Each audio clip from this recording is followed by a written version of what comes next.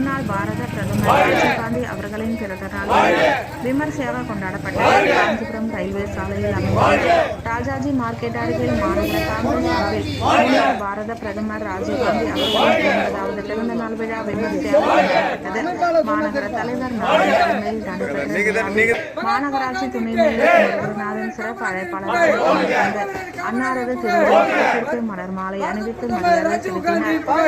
ஏற்பாடுகளை காஞ்சிபுரம் வர்த்தக சங்க தலைவர் மோதிலால் ஏற்பாடு செய்தார். ஏழை எளிய மக்கள் பயன்பெறும் வகையில் புடவை மற்றும் தானங்கள் வழங்கினர். இதில் மாநில நிர்வாகிகள் பத்மநாபன், அரங்கநாதர், அன்பு, வழக்கறிஞர் தேவராஜ், மாவட்ட வர்த்தக